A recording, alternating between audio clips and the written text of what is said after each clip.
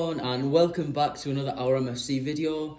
I'm your host Jordan, and as you can see, unfortunately today I'm on my own, but we don't have too much time today, so I'm going to jump straight into it. Thank you very much for joining me, but like I say, we'll jump straight into it. So go over the Stoke game at the weekend and Preston game during midweek. Now, I don't know how you're feeling, but I'm feeling a lot better. 2 wins on the bounce, which puts us in a brilliant position going into the last game before the international break as well. Like I said, we'll jump into the Stoke game. So starting off, I genuinely thought we were quite sloppy actually to begin with. It wasn't, we couldn't grasp the game in terms of possession. Stoke had a lot of the ball, created quite a few chances, and put us on the back foot quite a bit. And it's not really like us, to be fair. We couldn't create that possession.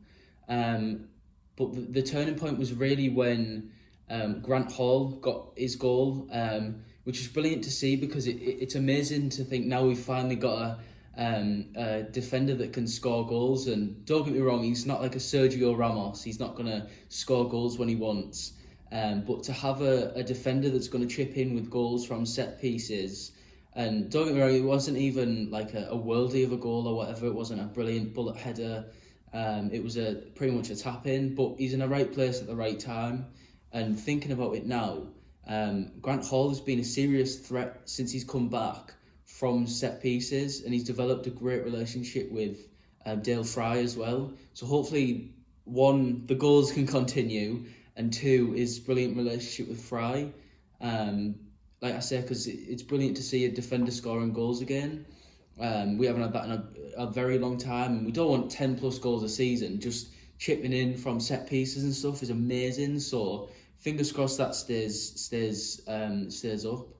And going on to Paddy McNair playing in the midfield, I think him and Morsey against Stoke, absolutely superb. Just ran the show essentially, and what I liked about McNair was he kept Mikel out of the game. Obviously, John Obi Mikel playing at Boro a few years ago now, we know his quality, and he couldn't stay with McNair. McNair just completely ran him off the park. Obviously, you could say there's an age difference there, but he was absolutely brilliant, and it was really good to see. And what really killed the game for me was McNair's second goal.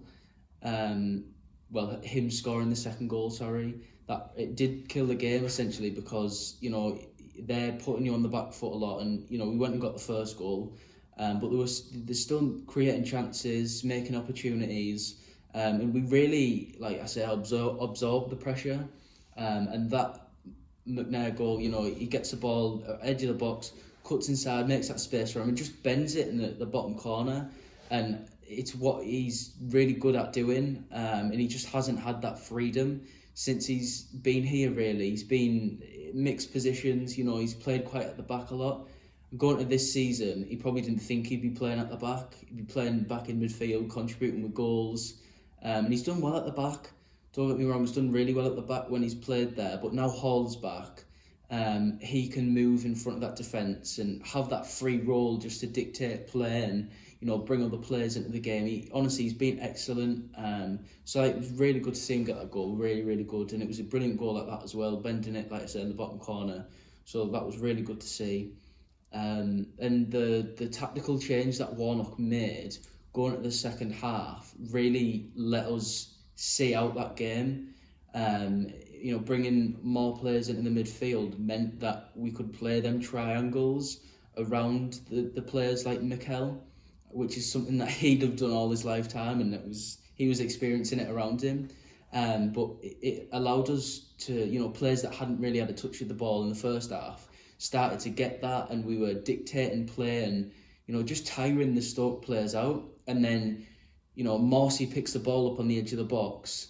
We bring on the likes of Mendes Lang, who's, he's got fire in his belly, raring to go. He's kept with the runner, and Morsey plays it, I think it was to Britton Belong off the top of my head.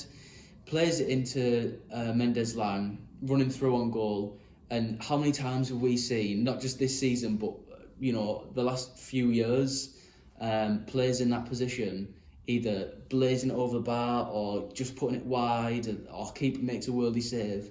And for Mendes-Lang to have the composure that he did, just a cheeky little dink over the goalkeeper, it was like, oh my word, like the sauce on that goal, seriously, like what an outstanding goal that was. So massive shout out to Warnock for making the subs, and for Mendes-Lang for that, like I say, superb goal. If you haven't seen it, please go and watch it, because yeah, you will realise the source of the goal. He didn't even celebrate really. He just like, yeah, cheers for the assist, Brit. Like, I'd be going mental if I scored a goal like that.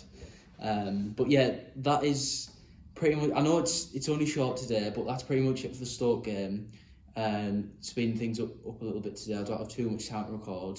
It's not going to be like this every week, but just for this week, getting 2 match reactions into one. But moving on to the Preston game.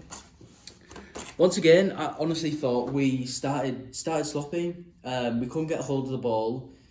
And to be fair, I genuinely think them first 20-25 minutes, Preston outplayed us, completely outplayed us. And they had a couple of chances. Their right back actually hit the bar. Outrageous strike, by the way. Like the way, when you just catch a ball right, like he nailed that strike, absolutely nailed it, and it kind of spins off the outside of his foot, and thankfully for us, clips the bar. But I think if that goes in, I think we would struggle to come back into the game from there, because Preston were on top for them first 20-25 minutes, and like I said, to be fair to them, they outplayed us.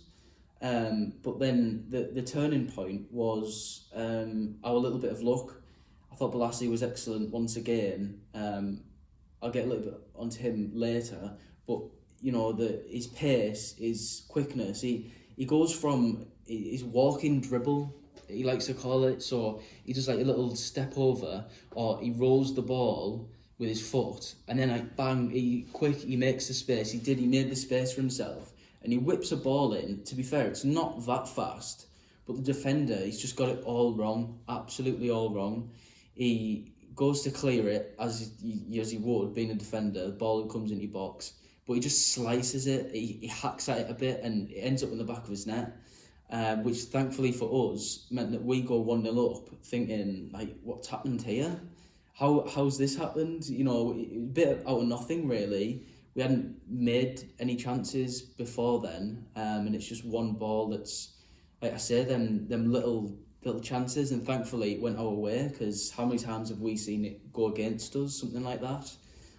So that was really good to see. And then the other turning point has to be that red card. Not too long before half time as well. I really do think that Morsey was lucky. I won't say this often about officials and stuff, but it was really nice to see us get the rub of the green when it comes to officials, because we've obviously the last few weeks we've had so much controversy with certain decisions that have gone against us. I think Morsey actually puts his hand up going into it. It's like an off the ball thing that they've got going on, and Morsey flings his arm back as if to go like, oh wait mate, what are you doing? Hits him in the face. Whether it's on purpose or not, I don't know. You'd have to ask Sam Morsey. If you're watching Morsey, let us know. Anyway, hits him in the face, and then the lad, I can't remember, he's either Brown, I think he was called. He kind of stamps at him, or he kicks out a little bit, and I think the ref just catches him kicking out, and he's gone, whoa, obviously you can't do that in a game. So it is a red card, but I think Morsey was lucky in terms of the ref not seeing his reaction also. So yeah, like I say, it is a red card, but let me know what you think. Was Morsey lucky? If you're watching the YouTube channel, obviously comments below. If you're listening on the podcast, or I'm sharing this as a little clip on social, let us know what you think. Was it a red card? And we'll get your thoughts on it. And what I'm looking to do is, in these other videos, share your guys' thoughts with all across the videos. I've tweets popping up and going, oh yeah, I think it was a red card, and this, that and the other. And like I say, get you guys involved, because that's the aim of these reactions. Not just my opinions, but all of you guys. I want T-siders to get involved and share opinions on your club. But then after that, we go into half time, and I think Warnock makes an excellent decision, absolutely excellent decision to remove Morsey from the fold, from the thick of it essentially, and kind of take the limelight off him and bring in Tav. And honestly, over the last 3 years, I would say he is our most improved player, Marcus Tavernier. Absolutely superb when he came on. You know, that energy that he brings that we really miss in the side, and he's really now developed himself into a player that's like the vocal point of the side. You know, he came on and he getting touches on the ball, spraying it out wide, but then coming back in. I think he played when Johnson came on. He was playing triangles. He played Johnson to McNair, and then Tavernier just like peels off him, off the other midfielder, gets the ball back, and then he's got all this space that he's created. Like you say, he brought that tempo, that energy that I think we needed in the second half to go on and create some more chances. And that's exactly what he did. And like I say, it was a brilliant decision from Warnock, but it was great to see Tav come back, and Akpom has a shot, hits the bar, but he's busting a gut to get back in. And he does, and he gets his header away and flicks it past the keeper. So it was really good to see him get his goal. And another person that was great to see come back was Fletch. I mean, if I'm being honest, he didn't really do much when he came on. I think everyone can agree there. But just to see him on the pitch, get 30 minutes in as well, that's a decent amount of time, just come back from injury, start building some match fitness, because I think Fletch is going to be massive going into the remaining games that we've got, because he just offers you something that a little bit different. I mean, I personally don't think Akpom had a very good game at all. A few times hold up play, just showing defenders the ball. That's just one thing you don't do, and you try to hold up play. You kind of like offed it on the plate at times, which was disappointing, because I think against Stoke I thought he looked sharp, I thought he was good, and I think if he can nick a goal, it'll do his confidence the world of good. But going back to Fletch, you know, he offers us that something different. He's got more height on him, just his positional awareness as well. He's more of a target man, right place, right time. So yeah, it was great to see him come back into the fold of things. I think, like I say, he's going to be massive. And then really hoping someone that's not going to be out of it is Paddy. We've seen him go down with his knee, and unchallenged, unopposed, none of that. He just went down holding his knee, and obviously straight away looked over at the bench and said, look, you know, my knee's, God knows what he's done for it. You know, as we speak now, I'm recording this on the Wednesday. He's been for an assessment on his knee, so hopefully, you know, tomorrow or Friday we'll hear about that, and it's going to be nothing serious.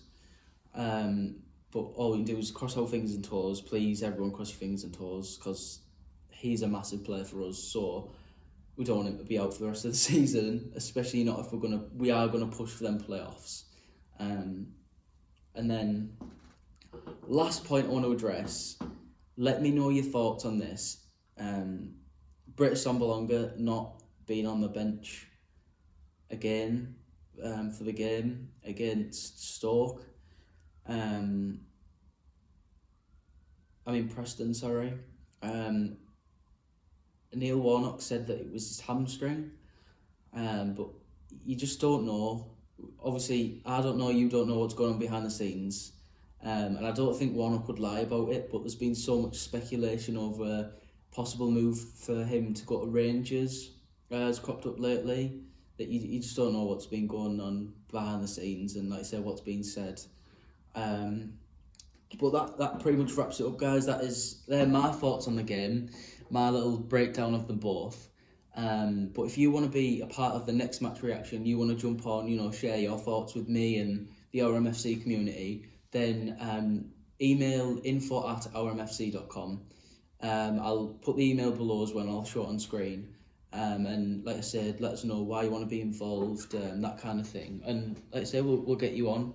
But if you are watching on the YouTube channel, please like the video, subscribe, And if you listen to the podcast, please leave a review. It's massive for our development going forward, really. Just recommending us to people, you know, telling people about us and saying, oh, have you heard about OurMFC? You know, just please. So thank you very much for watching, guys.